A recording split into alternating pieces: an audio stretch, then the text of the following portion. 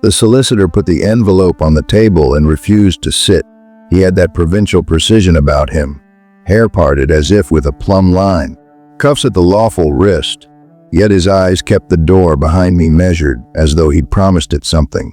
"You are to open this at equinox," he said, and then, because manners still circulate even in families that have lost theirs, he added, "Welcome to Ravencroft House. There are ways a room receives a body. Some rooms lift their head like a hound. Some offer a chair that understands knees. Ravencroft did not receive me, it inhaled. The first breath was so soft that had the solicitor not pressed the envelope into my hand at that precise moment, I might have called it drafts. The second breath was undeniable, a mild drawing in through the sash gap and the keyhole in the torn edge of the carpet where the board showed like ribs. The third breath did not come. The house held it. "You'll find the ledgers as they were left," the solicitor said. "Mrs. Bloom keeps a good scuttle, if you let her. The well is stopped by order of the board since '93. And Mr. Ravencroft," he glanced at the black wax that sealed the equinox letter, "there are instructions." I would have laughed if there had been room to do it. Families send instructions when they are still in love with themselves. The Ravencrofts had loved themselves into myth and mischief, and then out the other side into the kind of silence that gilds itself with piety. My great-aunt Magdalene, who had outlived her brothers as if she'd hidden her pulse in a drawer, had written the letter. The seal was her doing, a bird pressed deep into black wax, its beak caught on a ring. The solicitor bowed at the door and left me alone in the long room where the portraits rehearsed their disapproval. The house had a habit of putting distance between objects that ought to have been neighbors. The hearth lay a measurable arm out of reach of the settle. The window seat missed the window by a generous fist. I carried my bag to the table under the east window and opened the ledger the solicitor had not dignified with mention. Hiusaldi Avid Amenitus Entizoc 1797 to 1911. I had expected neat columns, firewood, candles, sacks of flour, and a scrawl or two from a man who believed that humor absolved arithmetic. I was not prepared for the added column at the far right whose heading had been ruled in with ink that had bled into the paper like a wound opharyngeus. I ran my finger down the years. Somewhere around 1808 the hand changed. The letters became reluctant to join one another, as if each letter had to do for itself what words used to do together. Under ofference there were entries that did not belong with eggs and coppers and sacks of barley. Selt, it said 3 times in late September, measure unlisted. Buried on Sil October, with a mark I could not read. Ropi once without sum. A heavier hand had added a notation against these dates P80. Beside P8 was scratched something that looked like 2 slashes, then a pause, then 1 slash, so faint I thought at first it was a stain. Mrs. Bloom found me there with my finger still under the 2 pause 1. "You'll let me shake the rugs on the lower lawn, Mr. Ravencroft," she said, without needing an answer. She was a comfortable woman who had learned to carry 3 households on a single pair of legs. Her aproned bosom announced Parliament with itself every time she had to choose between candor and discretion. She chose the latter until it hurt her teeth. "The well," she said finally, with the resigned relish of a woman who knows a story will not be denied its mouth. "You'll not go to it, and if you do you'll not uncap it, and if you do that, you'll not pull." She appraised the ridiculous city in my coat. "There's bread in the tin. Don't leave it where the jackdaws can reach."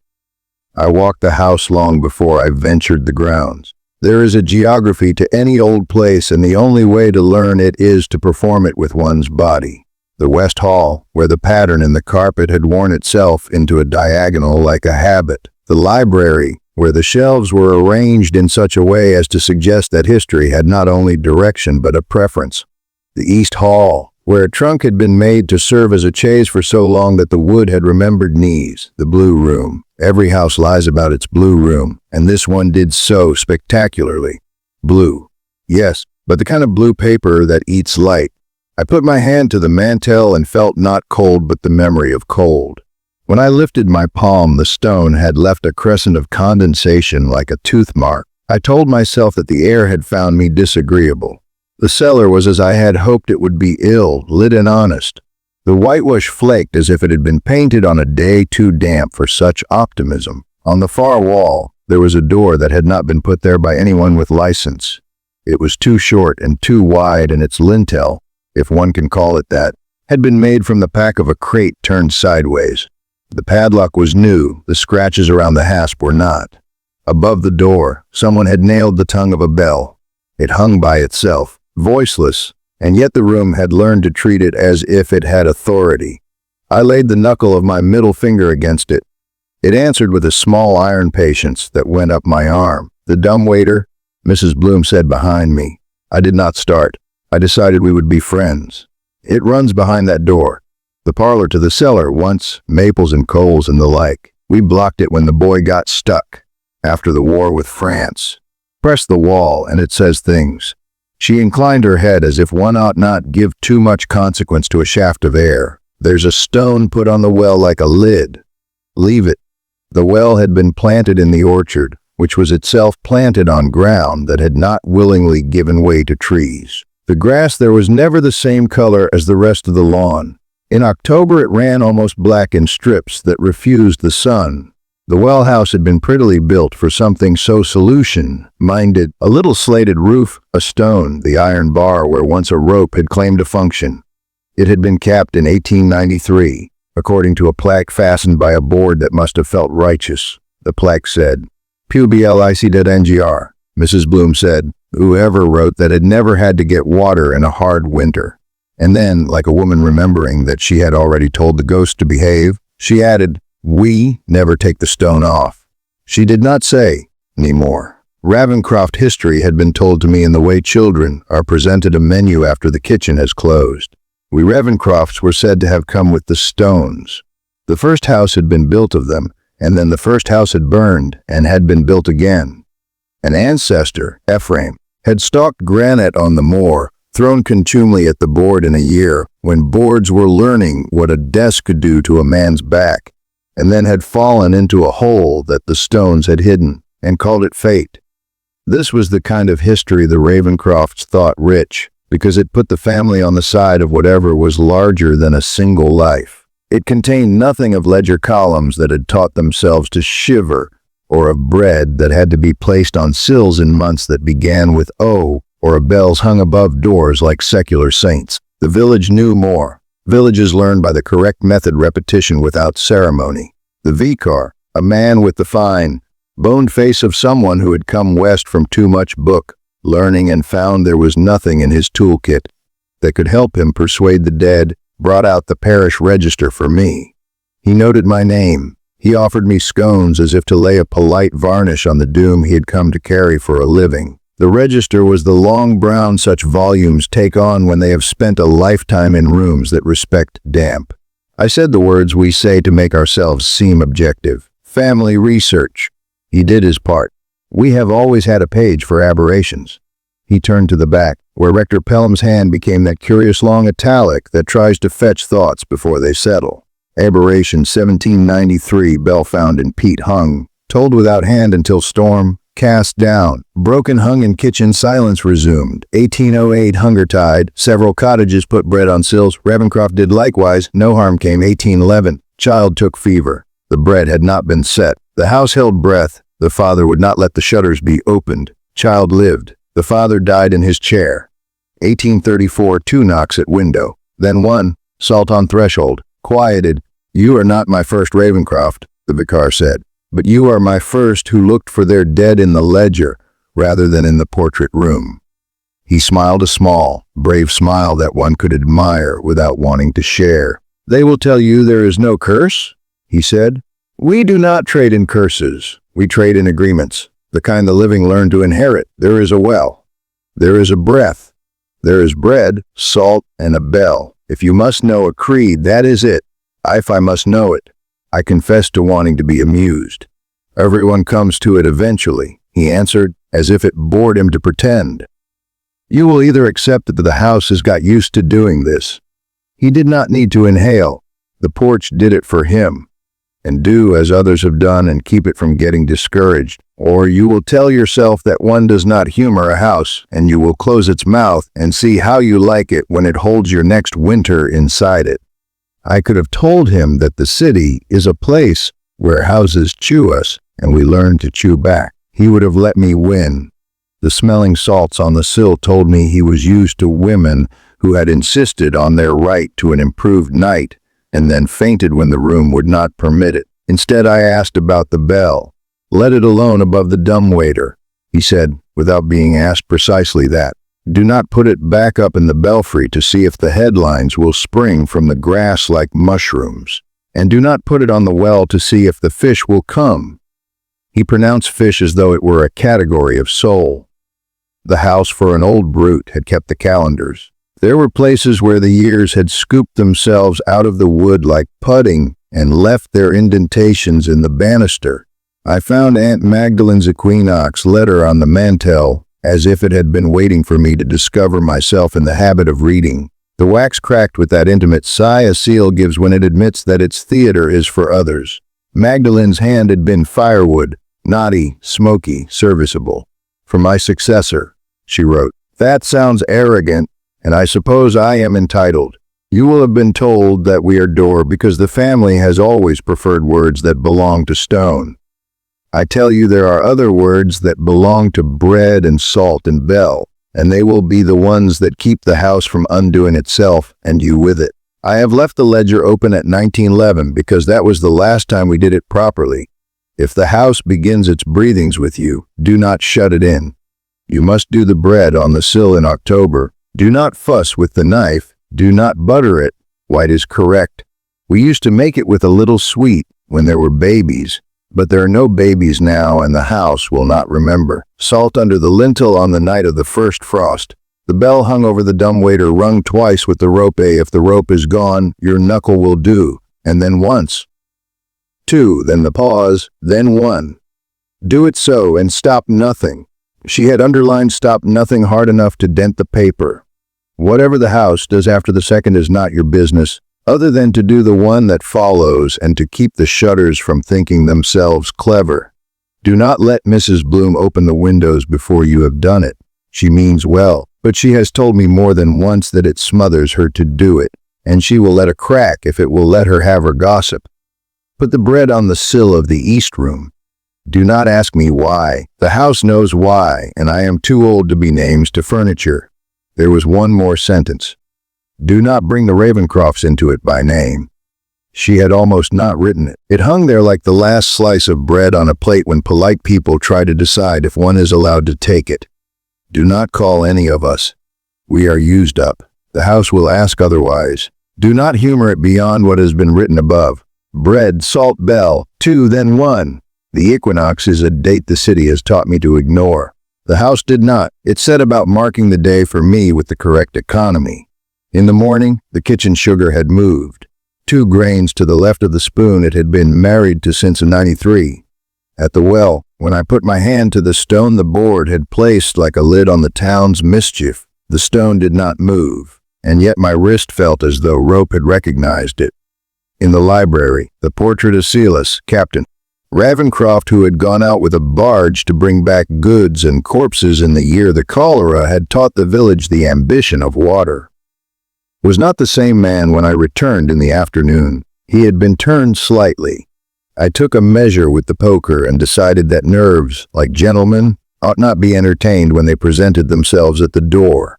At dusk, the house offered me its first instruction and did not make a song of it.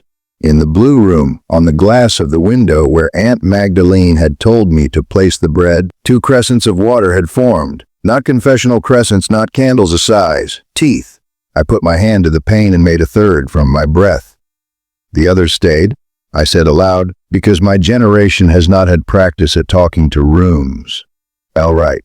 It is not a cult to put a slice of white bread on a sill. It is not a cult to pour salt along the inner edge of a lintel.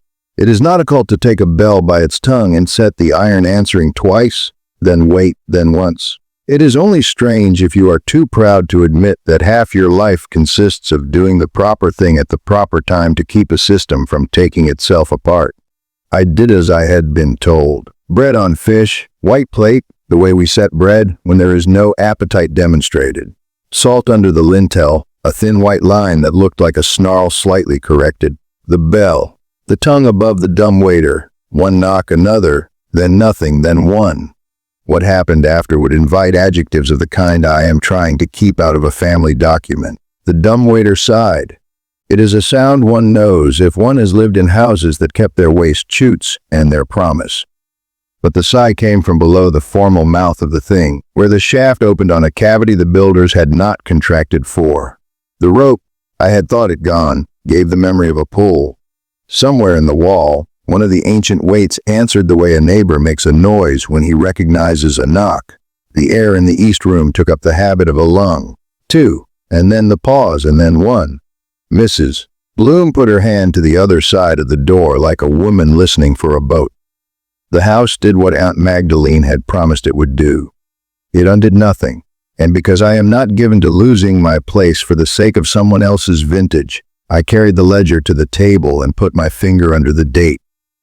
Nothing had been written since 1911. My great-grandmother had made the last entry, Biriad Ansel Sabel, P.A.D. I took the pen. I did not scratch or flourish. I wrote, because writing sometimes keeps a house thoughtful, P.A.I.D., and under it, where the pen would not go because the paper had shrunk with the century's moods, I drew 2 lines, then a pause, then 1. In the night I dreamed of the well, the way one always does when one takes possession of another person's stone. The stone the board had placed like a civility over the hole was not a perfect circle. It had the irregularities of muscle. In the dream it was not moved. In the dream the rope moved under it, not up. Sideways. There is a logic to sideways that men fear, because it is not the logic of consequences. I woke with the sound of the dumbwaiter's weight making the noise one hears when a weight excuses itself down behind a wall. I went to the east room. The bread was there, but its edge had turned dry while the rest was fresh. The salt had drawn a little water to itself and made a pearl at one end, like something alive taking a breath. I wrote to the vicar because he had been the one who would not encourage me in my romance. It is like this, I wrote, bread and salt and bell. Twice, then the one, and in the wall the dumbwaiter does what your profession will not. He wrote back the next day with a hand that had taught itself to do the honest thing quickly. I am glad. We are not asked to understand, we are asked to accept that some houses have learned a duty. Keep them from fanaticism, Mr. Ravencroft. Places, like people, relish fanatics because it saves them the trouble of being sensible. Do not bring candles you do not need. Do not say names into shafts. Do not open wells to see if they are wells. And do not drag the portraits into it. They have had enough, he added, as if he were tired of having people die before his sermons could make bystanders feel better about it. If you must humor yourself, take a slice outside and put it on the orchard wall and call it charity. There is a habit in men to try to catch with cameras what they suspect their heads of inventing. I placed my small city contraption on the mantel of the east room and let it stare for an hour. The screen showed a room that was content to call itself real. The bread on the sill, the salt under the lintel, the bell above the dumbwaiter like a bored coin. Twice the screen went gray and then tried to be sensible again.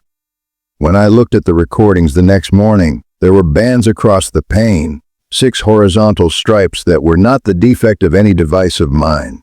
I run my finger over them and discovered nothing but my own inability to argue with a stripe. In the morning the well lay as it had the day before a civility.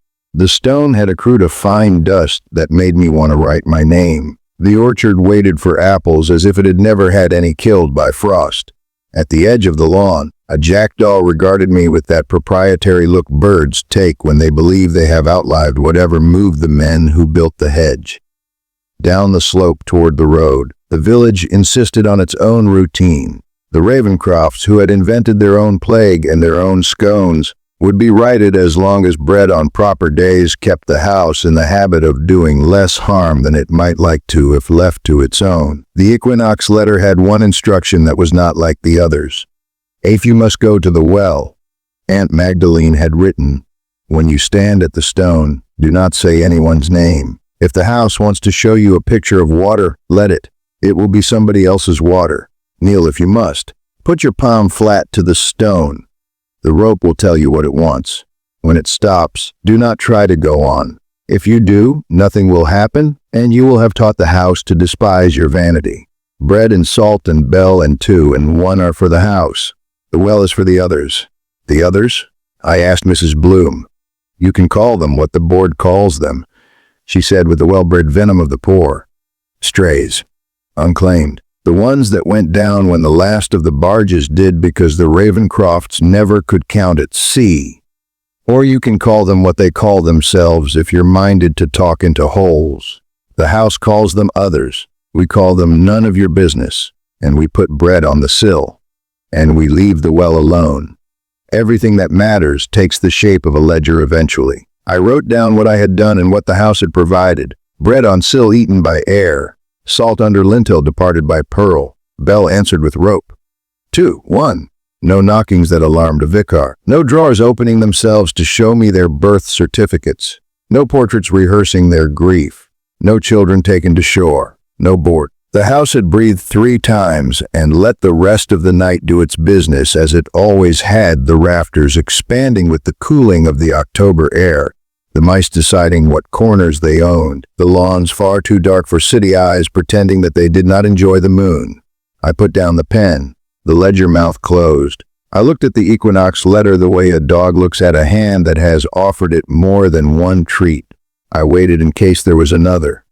There was not. There was only a line at the bottom of the page that had not been there the day before, a crescent drawn in with damp.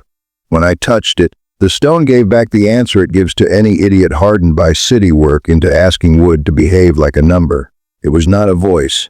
It was a pause. It is the only thing a house offers if one has not yet earned more, a pause between 2 and 1. The house did not relent into sentiment because I had done the proper thing once. Houses that have learned their duty do not award medals for compliance. They keep a schedule. October went on being October, and the lanes went on puddling as if they had not learned the word gravel. And Mrs. Bloom went on coaxing the scuttle and telling me in her roundabout that she had known better men than me come to bad ends by trying to teach a house to be modern. That board did what boards do, she said of the plaque on the well. When the cover went on, there was a quarter-hour's peace and a decade of sulks. The orchard took to black Mr. Ravencroft. That's how a place holds its breath when it cannot do it with walls. You say orchard like a parish, I told her, to see if she would forgive me for being alive. And you say parish like a man who is not the one who will bury me. She answered to remind me that my kind of education ends at the lintel more often than it begins there. With the equinox business done, I slept for 2 nights without waking to enumerate the shape of a house's breathing. On the 3rd, I dreamed the rope again. In the dream, it did not go down. It went along, like the twitch of a snared animal. In the morning, there were marks on the inside of the east window that looked like a child's fingers spread and laid there and lifted. If you have ever woken to find that someone has signed your glass with condensation, you will know there is no mischief more intimate and more resisting of vengeance. I wiped the pains, because men are helpless without gestures. The streaks did not obey my rag. They took their time to fade, the way wounds absolve themselves of redness on their own terms. Cold live breath leaves a line on the back of your hand that does not behave like drafts. I found myself, several times a day, laying the back of my right hand against the wood of the dumbwaiter's frame to court indiscretion.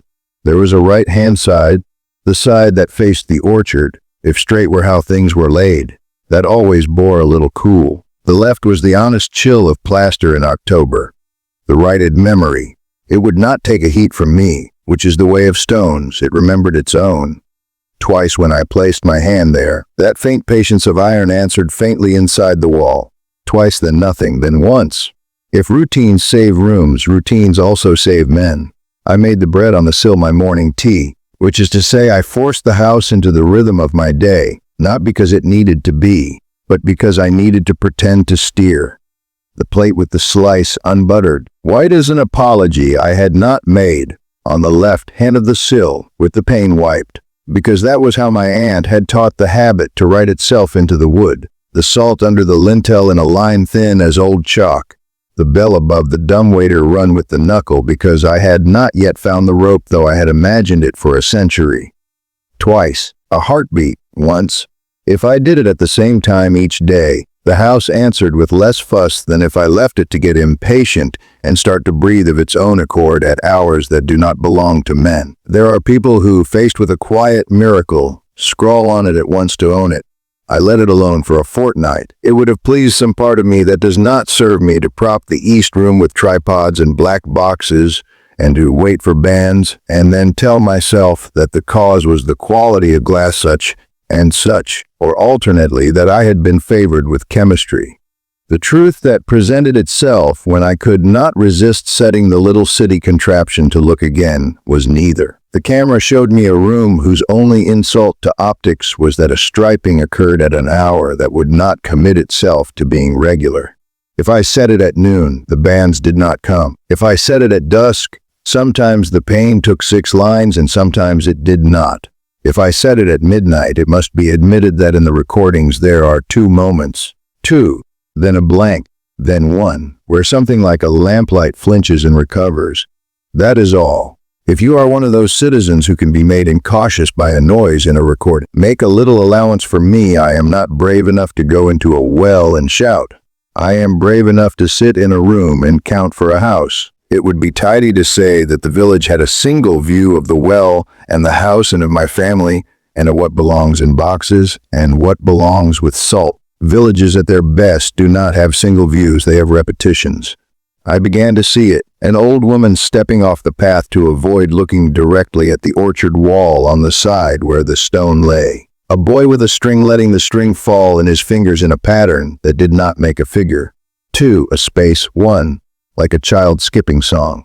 Mrs. Bloom collecting drippings pan in her left hand, and with her right she did something unthinking and therefore faithful. Touched the inside wood of the back door in the same place every time, and then smoothed her apron. The vicar setting the bread tray on the vestry table with the barest, and I will be generous and call it a superstition.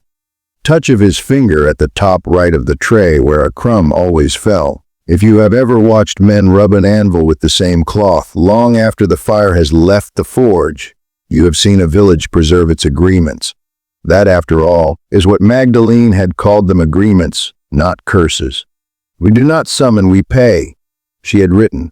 And when men say curse to feel themselves brave, we set the bell above the dumb waiter and smile at their wrists and pity their wives. The only time anyone in the house refused me the proper answer was when I mentioned the board. The board, Mrs. Bloom said, with the distinct roundup of a person who has seen 3 boards and outlasted all of them because she learned how to dry walls with her body, did what men do to feel useful. We had a plague of sideways.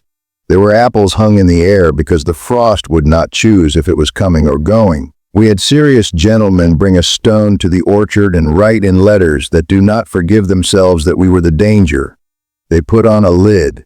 It made the orchard sulk and the well behave, and if you ask me which I prefer, I'll tell you I prefer a sulking orchard to an old stone that cannot remember what water fits under it. That's all the board did. Plagues of sideways are because men think you make straight by saying so on a plaque. There were minutes in the parish hall that recorded it. I learned where to sit and where to fold the chair back and how to hold my pen while the vicar made scones in the kitchen, because the village had taught itself to find its own professions insufficient. Township Board, 1893. The writing said in a hand that had taught itself to equalize men's voices. Resolved that in view of recurring occurrences at the Ravencroft well, and after consultation with the rector and with Mrs. Bloom, yes, Bloom had survived enough centuries to become a method, that the well in the orchard of said house be covered with a suitable stone and the bar removed and a plaque affixed warning PBL Ice Dine GR. Resolved that the bell cast and hung in 1793 be kept not in the belfry, but in the Ravencroft kitchen by consent. Resolved that on the first frost the rectory will collect, and that Ravencroft house will supply bread as ordinary. Resolved that no summons be made. Underneath a minor note, not meant for minutes, 2 and 1. Men will slip their habits into any record if you leave them alone. You can live with a ritual until you like it too well and the ritual begins to suspect you. There is a kind of fanaticism which attaches itself to the decent gesture like rust and then begins to insist on upping the dosage. That was the voice I heard in my head, my own, on the second equinox after I had moved into the house. I had done it as I had learned: bread, salt, bell, 2, then 1. The house had answered on the right hand of the dumbwaiter frame like an elbow hearing a knock on the front door. The window had let a possible child's hand print itself and depart. Then, because no human being has ever been asked to endure an answer and not beg a second, I tied a length of red thread to the edge of the dumbwaiter frame. I wanted to make a mark that threads the way water threads. It was the act of an idiot. I knew it and did it. It is not my fault that the next morning a length of that thread lay in the grass on the orchard wall, with 2 beads of damp caught on it like punctuation. It is not my fault the length left on the frame was cut cleanly, not frayed. It is not my fault that when I lifted my hand from the stone on the well, my palm carried a white dust like salt that would not taste right if you put your tongue to it, as if chalk had been disciplined. But I am responsible for how I chose to interpret my idiot cunning. Rope, I wrote in the ledger, rope, as if I had fed rope to someone and called it fair coin. You have paid. Aunt Magdalene had written, with bread and salt and bell. Do not begin to pay with rope or names. You will find yourself unable to stop. You will say, then why did you go back to the East Room that night and list 3 names in your mind and set them aside without saying them aloud? Because men are constructed from romance and preventative cowardice. I listed them because the house begins to whisper, use mine, use hers, use his, and because if you will forgive me, you will know that in your own head you do the same when a ritual does not quiet at once. When the others were mentioned in my hearing by anyone not paid to keep me from my porch, it was a boy of 12 who said it. He had the particular bravery of that age that is in love with the cruelty of the river and the sophistry of whichever man tells them his way of drowning is called a profession. Do you put the bread for the others? He said, passing the house gate without quite passing. I could have used a vicar's rebuke, soft with scones, or a board's letter, full of dangers. I did neither. I put bread on the sill, I said, and left the others unwound by my mouth. Good, he said, in that deacon, serious tone boys take on before they have learned to be ashamed of meaning well. A few forget, they knock. They knocked at ours twice, once, then once again, and my Nan put the salt on the threshold and told me to tell the door that we were sorry for having cleaned the sill that morning as if it were any other morning. We are not to sweep on a paying day. If you keep ledger days, you begin to see the patterns of other people's superstitions. Mrs. Bloom fasted until noon on the first frost. The vicar would not light his church fire until after noon on Sundays in October.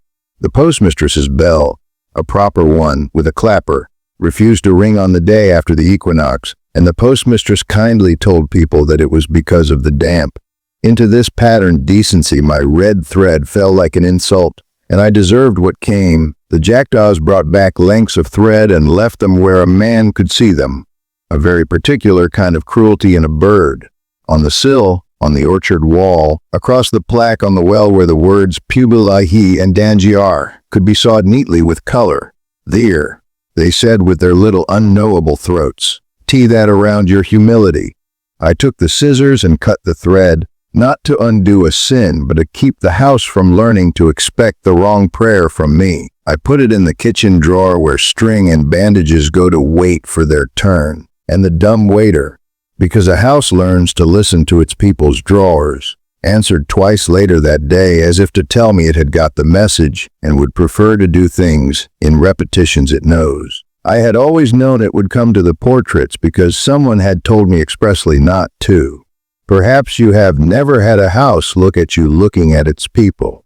It is worse than the first time a dog reads your mood, because portraits cannot plead with eyes.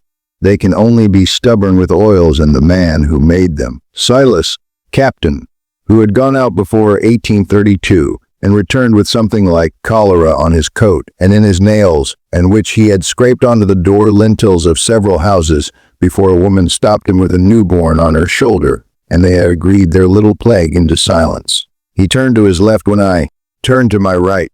Magdalene, my aunt, who had learned to keep pages indoors like a habit and to have a soft hand for the salt. She looked at me as if to say, "Do not borrow my name. It is busy."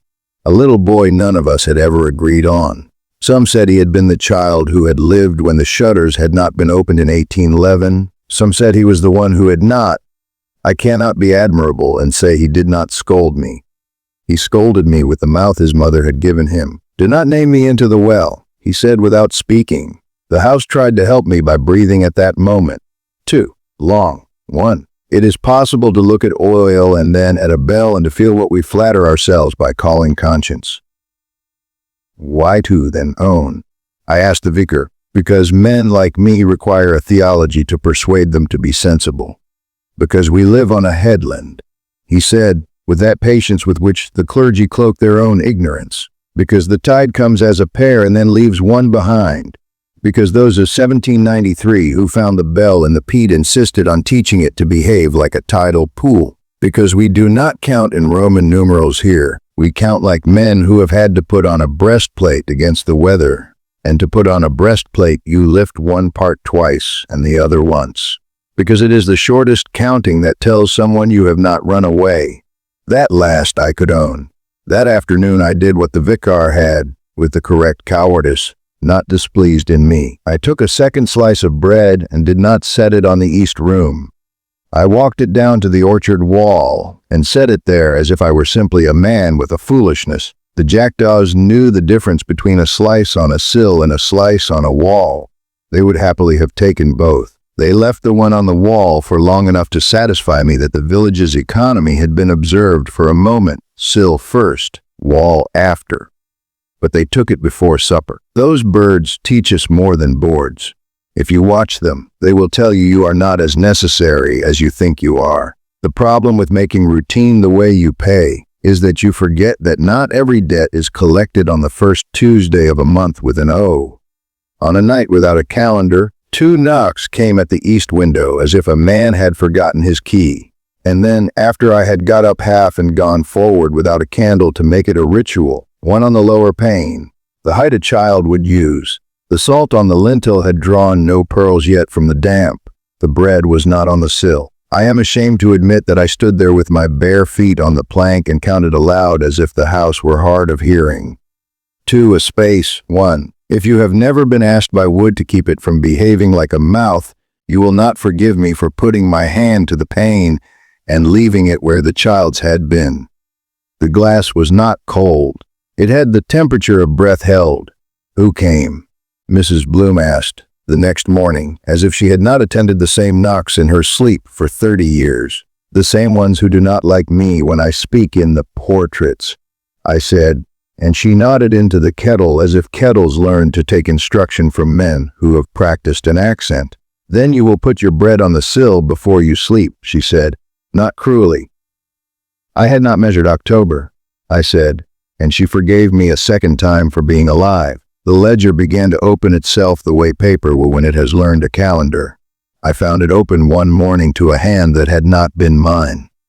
Not the great-grandmother's, not Magdalene's. The date November 5th, 1911. The entry sailed then in a different hand with irritation do notes THCLL. Bells exist in villages for keepsakes. The other bells exist to remind us. In the margin another, more boastful hand that must have belonged to some bored creature ORCRD, LPBY or DR, and underneath in a smaller, angrier, prettier hand, Magdalene's, one word, a GAIN. If you have never been instructed by the dead to undo the living's good deeds, you cannot enjoy my particular October. I may put this to you in a way that will let you keep it. Every place has a repertoire. The Ravencroft house had learned a little piece, for breath and bell and salt and bread, that when performed properly eased the corners of the winter and kept the rope from trying to get sideways under a lid. The board had added its own clumsy phrase, the stone with Piblifi Dangiar and a self-satisfaction, and it had soared one of the chords the house liked. My red thread had put an ugly scratching in the little piece. The village's remedies, do not sweep days you pay, do not set the shutters before you have rung, were correct bar shapes, being willing to believe that there was a piece at all and that my job was not to compose, but to play it on the days required made the house more civilized. And still the well lay with the stone over it like a lid put on a child's mouth when the child is asked a proper question. The vicar would not tell me the proper way to talk to it. It is not that you are denied a technique, he said. It is that you are denied the right. I, stubborn with my younger generation's insistence that everything will yield to the correct search term, took to standing on the stone with all my people's contempt for something older than pepper. I did what an idiot will bent, put my palm flat and counted aloud in a whisper, because the orchard expecting you to shout is as rude as a church expecting you to whisper at God. 2, then a pause, then 1. The stone was not warmer than the hand was not colder than the stone. There was a moment, though, and if you have not had one, then spare me your skepticism, when the pad of your right hand, in the middle of the palm, the place where a rope will cut you during a moving job, acknowledges a weight, not up. Along. When that weight had acknowledged me and I had acknowledged it, and we had both admitted we could do nothing for each other if each did not hold, I took my hand away. If a narrative built in the modern manner must have a twist, the house allowed me one.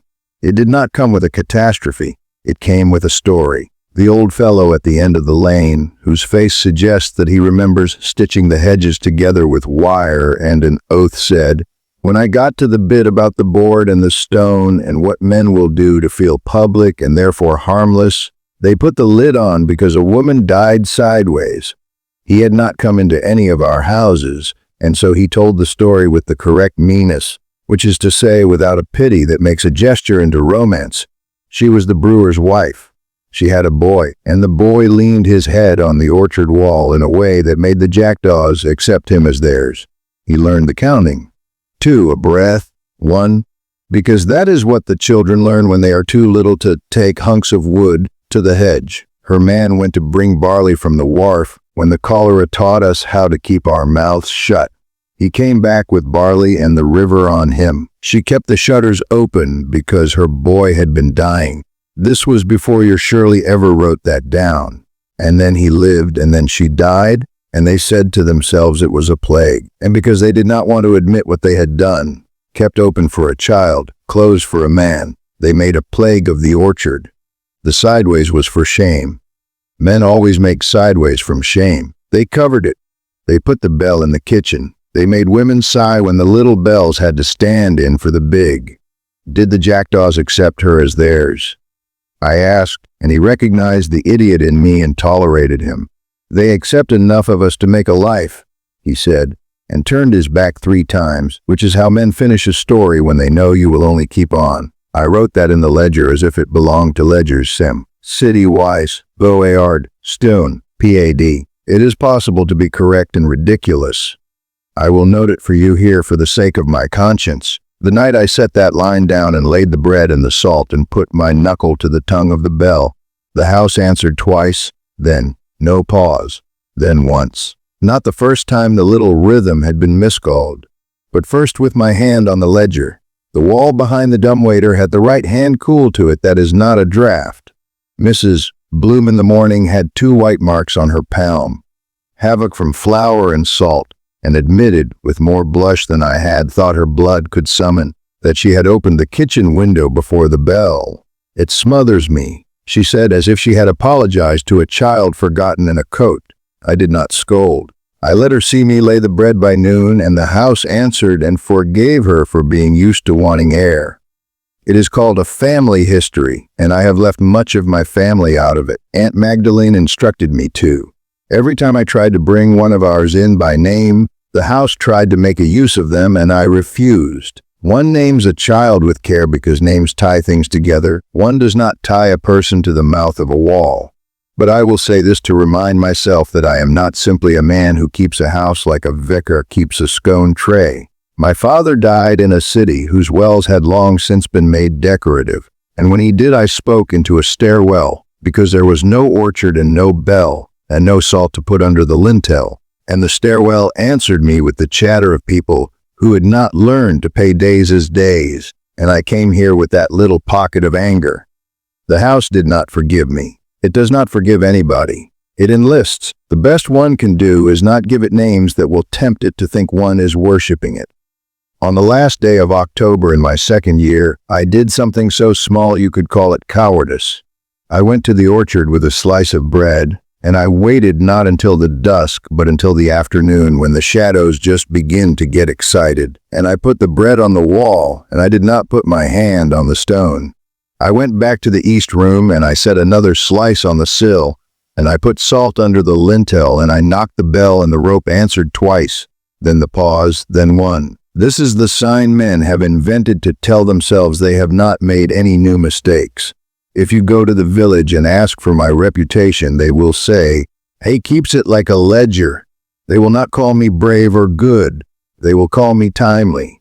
There was a small thing in the spring that might interest those who keep calendars for sport. If you do not, skip this. The lilies of the valley that had been made to sulk by the board stone came out one morning with the precise arrogance of textile under the apple tree nearest the well. A handful of them, precisely 7, under the tree. We had not planted them. Bloom had not allowed it because she said the sap makes a liar of men who think they know which parts of a plant are poison. They came anyway. That morning the dumbwaiter answered twice, then the pause, then one. At an hour it had not. The house wanted to move the piece to spring. I wrote in the ledger, with equal parts idiot and professional. No, October. If you find this discreditable, I will be kinder to you than I am to myself. If you have ever taught a dog not to beg at the table, you will have done the same. The dumbwaiter is a dog with an iron tongue. The well is a dog that has been muzzled by a board. The orchard is a dog that remembers a season of shame and will not let go of the stone you give it until you have shown it how to do something sensible with both paws. If metaphor feels like a cheat to you, write to the vicar and he will explain that all parsons eventually get bored with families and take up repairing their parapets. One more twist. If a narrative requires it, Aunt Magdalene had left a second letter. I found it not in any elegant place, but inside a flowered tin where someone had placed it to suggest it was sugar. It was addressed not to a successor, but to Mrs. Bloom. If the new one starts to bring rope into it, she had written, with a hand that forgives less than it blesses, you will remind him that our kind of history is done with bread. Rope belongs to men in boards and to men who put names in holes. I had to let your boy do it once in '93 because I could not watch the orchard be black another season. If he tries to do it without my having told him to, you will cut the string and give him the scissors. There was a postscript that made me love her with the correct annoyance. If he writes, being of an age that writes, tell him do not write us into it by name. You will expect that to be the end of the part with instruments and that the parts with people will now come to terrorize my decent ritual. The truth is that house histories do not come to an end, they come to a stand.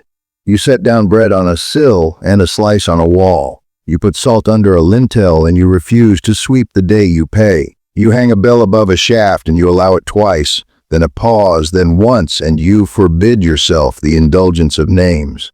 You trust the jackdaws to take care of your slack. You let the board keep their plaque because it has saved a single idiot who would otherwise uncap a stone to see if water is a thing that can be frightened into manners. You let the lilies insist on their own calendar, and you tell them they are darling, but the dumbwaiter is not allowed to pick spring. You count, then you stop. If you must have something like a revelation to carry to the next dinner, take this. The only time the dumbwaiter answered me when I had not rung was when a woman in the village died and her husband could not set bread because he had gone out to cap the well of the cottage, a well that had nothing on it but an opinion that it was not a well. 2 gentle, then 1. Mrs. Bloom ran the slice down the lane. I went to the bell and said, in the manner of men in large houses doing local things for the sake of their own self-respect. Pausing now. The house took the pause like a dog that has learned that it will be fed if it is quiet. It is the best one can hope for. The solicitor sent me a polite note at Michaelmas the year after. Trust that you have found the arrangements in order.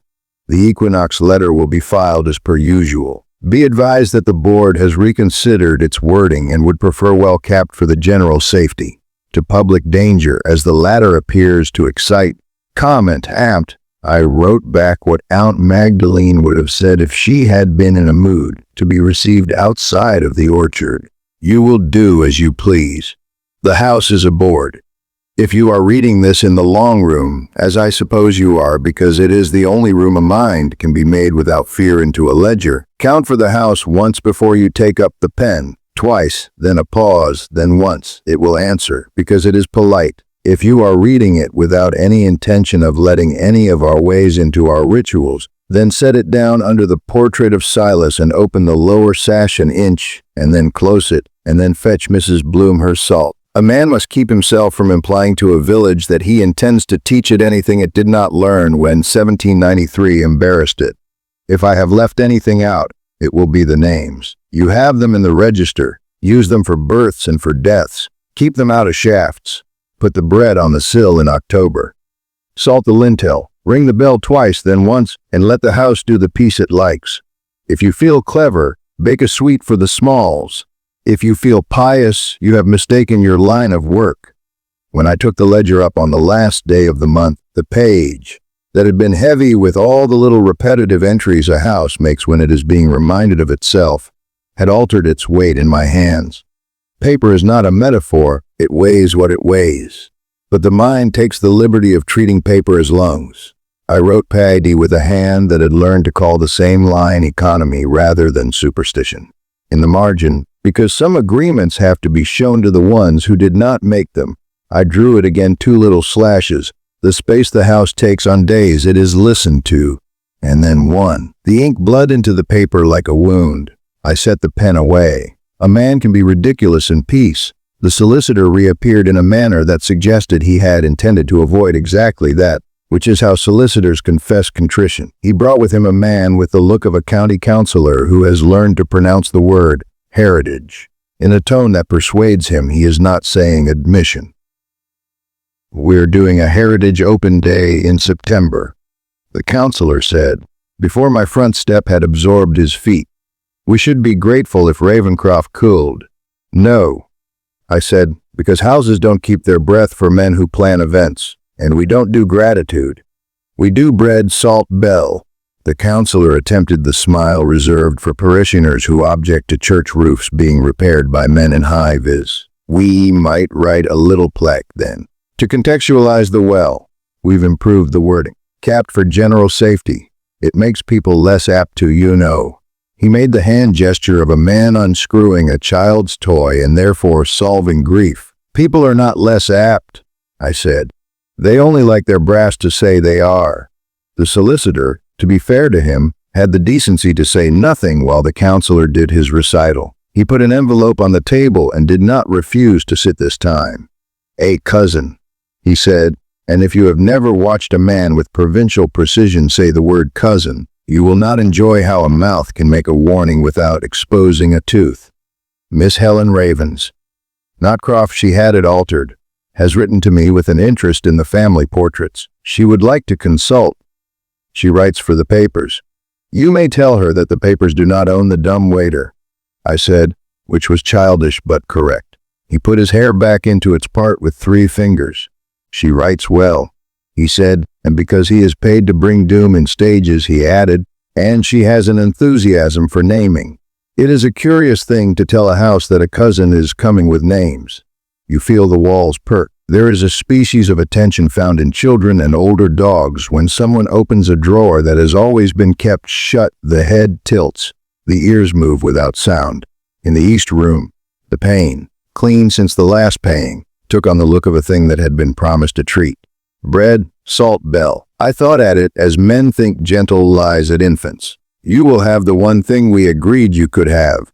Miss Helen arrived with October hanging on her hem, as if she had dragged it on purpose over a hedge. She wore her hair the way women wear hair when they intend to argue about men in paintings. She was correct enough.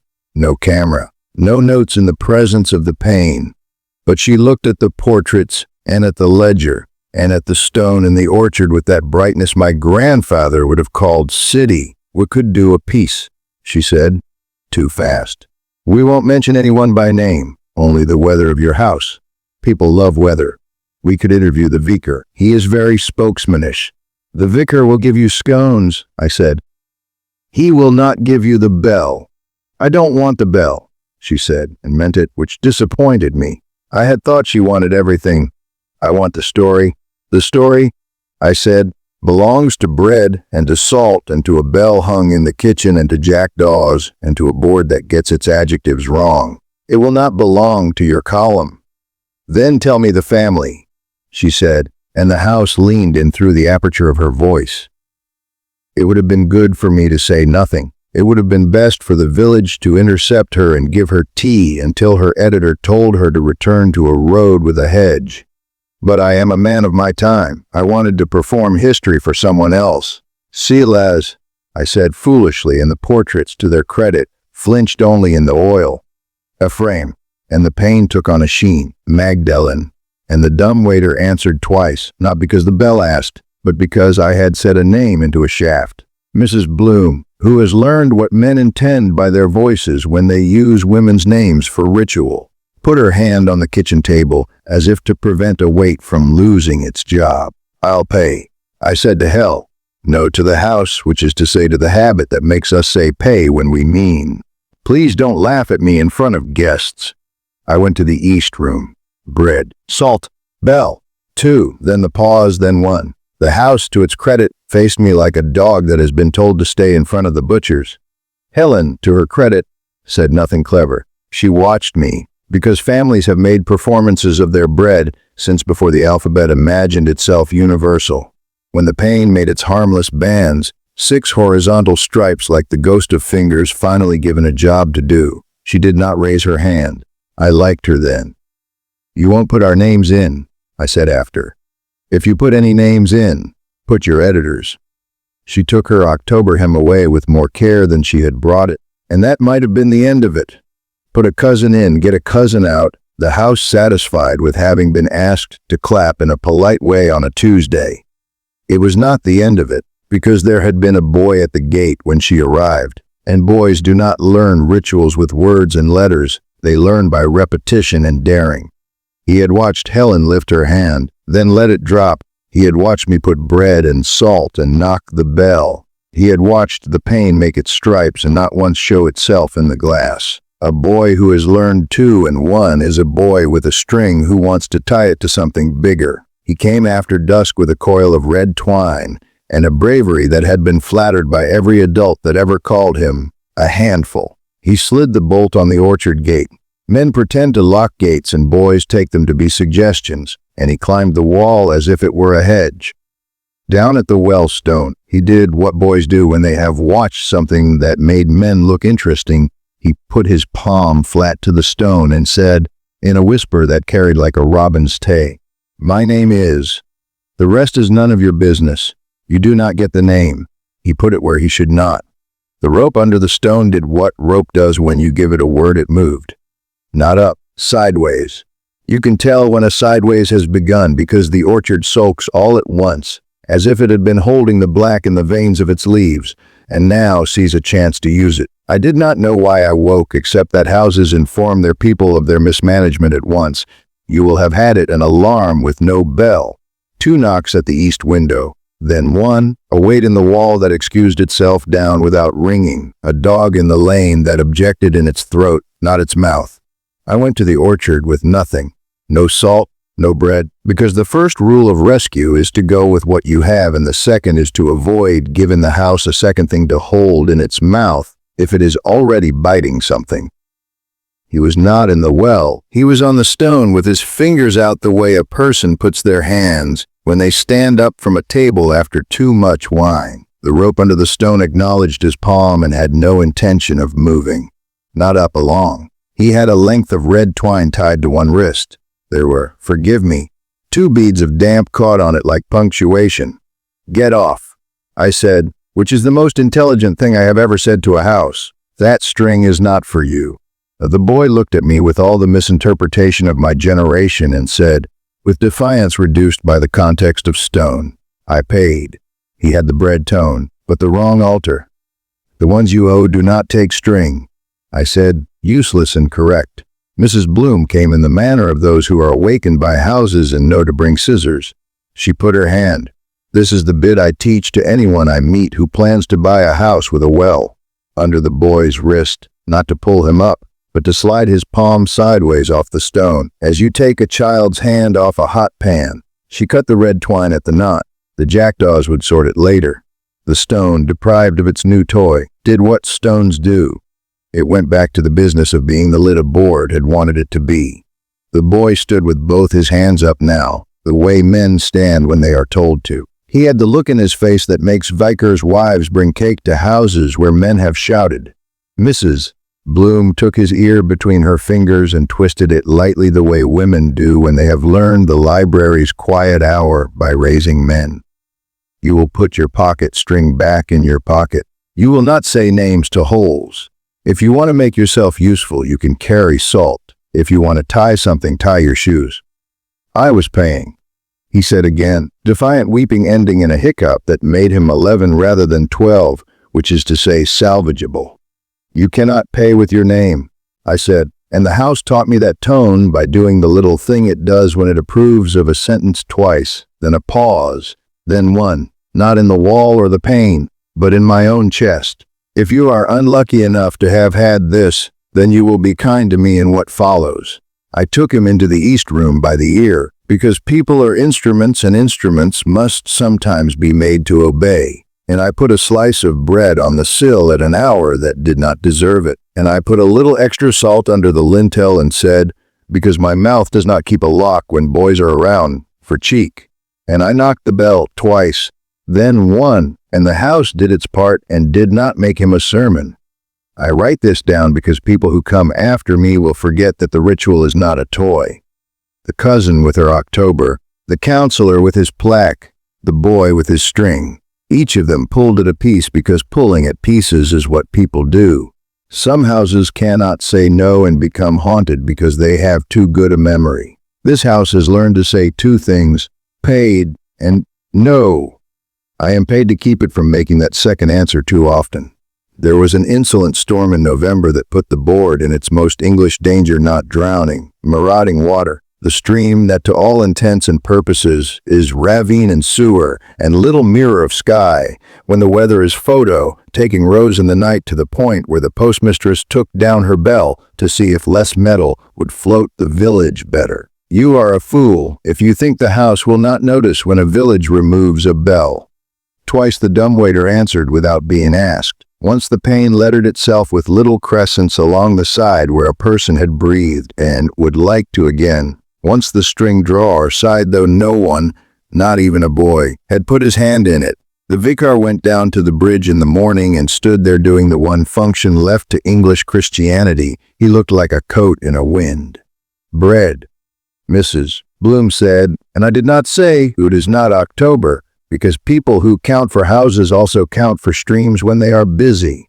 I set a slice on the sill with no ceremony. The salt under the lintel had turned into a damp little pearl again, the trick it likes best, and I did not wipe it away. The bell I struck twice with my knuckle, and then, because storms are the one thing people are allowed to pray to without sounding superstitious, once with the bone at the base of my hand. The house did not misbehave. It took the routine like medicine.